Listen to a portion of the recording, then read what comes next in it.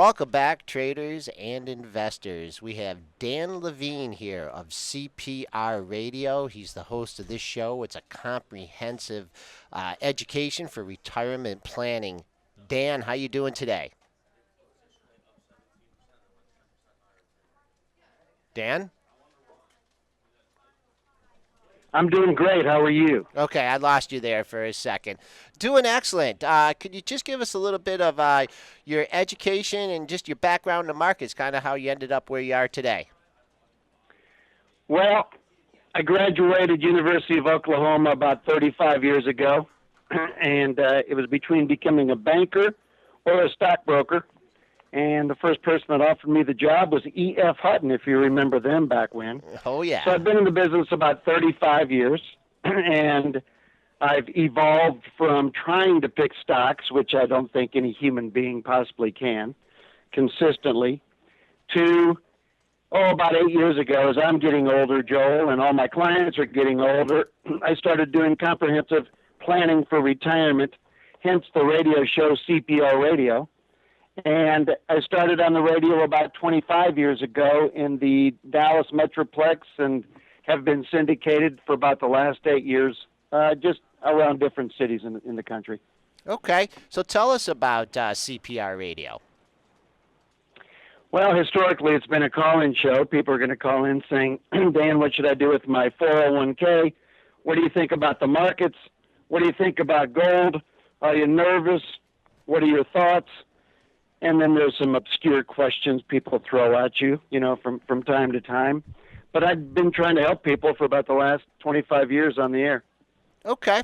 All right. So now you're coming up here. Some people are in retirement. They're getting those monthly payments. And now some of the companies are coming out and they're offering lump sum payments. Now, what's your outlook on that? Should people accept the lump sum payments, or should they stick with the monthly income? Well, a couple things.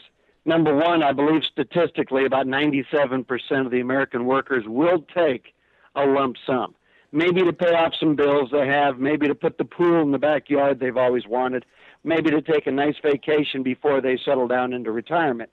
But what I tell people is you have to look at the other alternative. What's the company offering? So if AT&T says, hey, we're going to give you $2,500 a month for life or $400,000, you have to go backwards, do your calculator, and say, well, they're giving me 7% income. That's the plus. I don't have access to my big $400,000, but I'm set for life, for my income. The negative is, well, what if you're married and you die before your wife? What are they going to do? Are they going to cut down your income? Are they going to knock her down 50% or 25%? Then you have to consider that. And then, God forbid, the two of you get hit by a bus on your vacation, the money goes back to the company. It doesn't go to your kids. So you might have worked 35 years and your family gets nothing. So that's part of the thing I consider when I take a look at the lump sum. I say, how close can I get to giving them the income that their company was going to get? And then if they die before Mama gets the exact same income, and then, God forbid, they both get hit by a bus and go to heaven, the kids get the rest of the money. So if I can get them similar to what the company offers, then I know I don't have the negatives involved. Okay, I mean 7% is a pretty nice return, but let's say people do take the lump sum, and you obviously look at their budgets, their expenses, their goals and stuff. What kind of recommendations do you give them to invest their money? Well, nowadays I'm staying very conservative, and I talk to people. We figure out their budgets. And then I go backwards and I say, okay, you need so much money a month, and you have $700,000 in your 401k because you worked 30 years. Let's go backwards. How much of that $700,000 is it going to take for me to get you the guaranteed income you and your spouse need for the rest of your lives. And that might be 600 of the 700. And then with the rest, we can look at more growth. We can look at inflation protection. We can look more at greed. Okay. And then again, some people come to me and say, okay, I need this much income, and I have this much in my lump sum, and I go backwards and look at the guaranteed investments, and they don't have enough. So I explain to them, I can't guarantee you income for life because you don't have enough money. So let's maybe step out a little bit, take a little bit more risk or some risk, and go into investments where it's not guaranteed, but historically it's been there for a long, long period. Okay. And so people just, people have to realize, okay, it's exactly. I don't pull any punches. I don't sugarcoat anything. I tell them, here's what's guaranteed, here's what's not. Here are the statistical, averages of could you get hurt in an investment or what could happen. So you take a lot of different factors into account for each individual. Bo Bam is coming out here with a good question. And when these firms offer the lump sum payments to existing pensioners, do they take into account what the pensioner selected for the pension continuation for the spouse? No. Okay. When you're talking when the company's talking a lump sum, they don't care. Built up what the employee, how long they've been working, what their average salary is. That's just a mathematical equation that comes up to a number. They don't care how that employee has invested their 401k or what they're thinking about. Are they married? It's just a number. Okay, do you do it like on a company basis? Because JH3 here in the chat room is, he's witnessed companies cutting off retirees' health care. And so his point here, so wouldn't it be crazy not to take the lump sum just in case the company just pulls the entire retirement payment, pulls it out right from under you? Well, okay, when you're talking two different things. One's health care, one's retirement payment. I've seen companies pull their pensions. Arthur Anderson, who got in trouble in the Enron case because they kind of looked the other way, their pension was pulled out from under their employees. Mm-hmm. So I actually play golf with a guy who was getting $5,000 a month for life, and all of a sudden gone. So now you have to worry. That's gone. Now he's your caddy. You have to worry. Those pensions aren't guaranteed. Okay. All right. So we talked about, potential investments for people. Is there anything, and I know you said you're being conservative right now, what should people avoid in right now in the market? Well, in my opinion, the stock market has hit an all-time high in the last week or two. And just going back in history, 14 years. The market hit an all-time high in 2000, and then we had the internet bubble, and that burst, and the market dropped over a 2.5 year period 50%. And then the market rose 5 years from 2002 to 2007. We hit an all-time high, and within 6 months, the market exploded again. We dropped 60%. The market's risen 5 years again. We're at an all-time high. Could we come down 30, 40, 50, 60%? I don't know.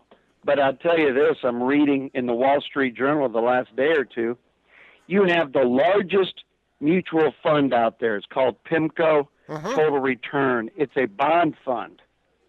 PIMCO is trying to sell what's called black swan protection because Wall Street's afraid we're going to have another, correction that could go down 40 to 70%. So they're trying to put, if you've ever been in a golf cart and all of a sudden it slows down when you're going down a hill, that's called the governor. They're trying to put kind of brakes and airbags where if the market drops 15%, everybody's out. Your limit is 15% down. That's how scared Wall Street is. Okay. So I'm trying to tell you, if you're in the stock market, get out. Okay. Should Pigs get fat, hogs get slaughtered. Yeah. Bulls make money, bears make money, and pigs get slaughtered. So, okay, I'm just gonna skip here a little bit because you brought up the black swan protection. Do you have some kind of for the people that take the lump sum payments and are in the market? Do you have black swan protection for them? And what about should the average investor have black swan protection? The average investor can't really get into stock market investments that have black swan, but what is created out there is called a hybrid alternative. And the hybrid alternative is a cross between the stock market and a CD.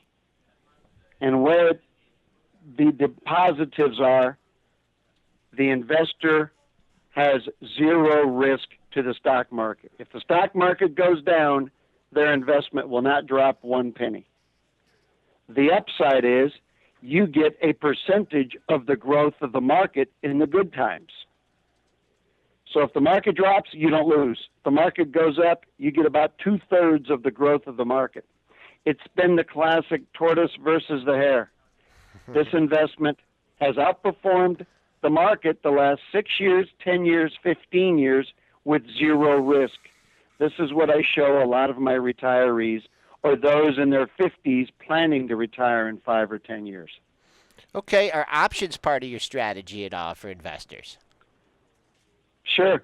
I'd say choose a steak or lobster, but absolutely no financial options. People don't understand them. Okay, and the same you're going to lose. It's kind of like Joel in the past. What do you call a day trader? What do you call it? You say, hey, waiter. Okay. You can't win. Okay. They're going to lose.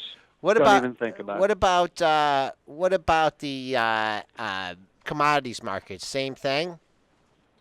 Somewhat same thing, except maybe people could have 10% of their portfolio in commodities. Commodities might be precious metals for, gold or silver to rise. People say, oh, it's going to keep going up. Guess what? It rose too far, kind of like the stock market, and it's come down 33% in 6 months. And, maybe now is the time to take a small piece, but it's like anything else, diversify. Maybe you have 10% commodities. Maybe you have 20% real estate. But with the largest percentage of your portfolio, take the guarantee and run. Okay. All right. And when you're looking at investments right now, you mentioned that one investment vehicle with the that makes a 2/3 of the return with the limited downside. Are you talking like an annuity there, or what? It's called an indexed annuity. Now, there are 500 indexed annuities out there. I like 2. In my opinion, annuities are a 4-letter word.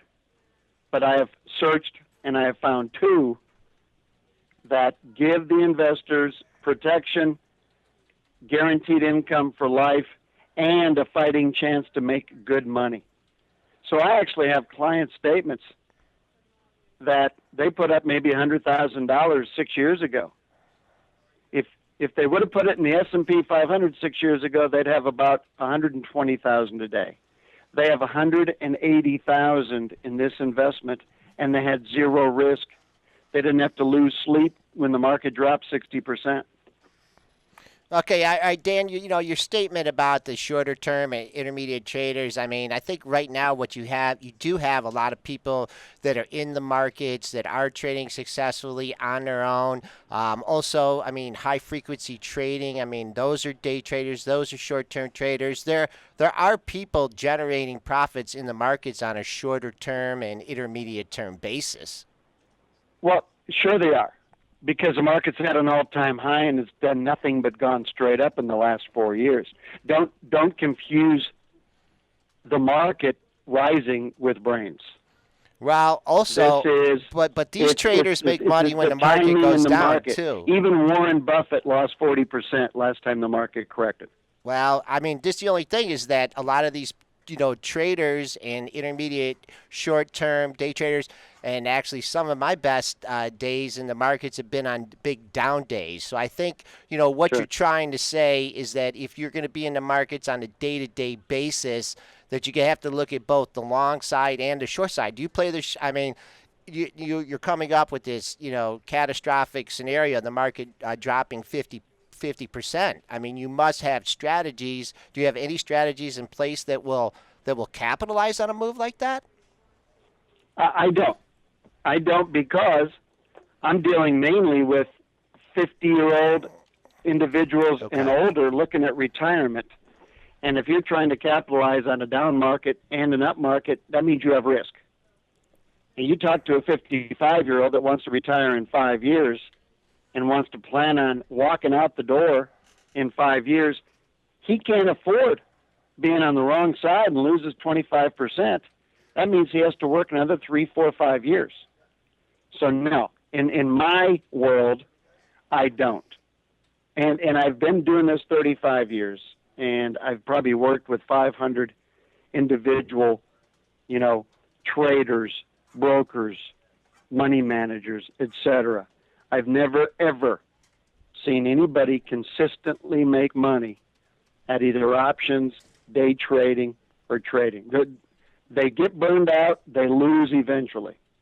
Okay. So, Well, there's and there's a lot of people out there that can show it, but there's definitely risk in trading. It's a good thing to point out. Before we close out here, can you give us a couple, name two of these index annuities that that people may want to invest in? well, what I do is I tell people stay away from all indexed annuities that limit your upside with caps, meaning annual amount of money you can make. Hey, the market's up 35%, but you're limited to making 3. I don't like annual caps. I don't like monthly caps. I want unlimited upside to the market. And so that's why there's only about 2 out of 500. Okay. All right. We've had Dan Levine on here of CPR Radio, giving his outlook on investing for retirees. Thanks a lot, Dan. Have a good day. Thank you. I appreciate being on.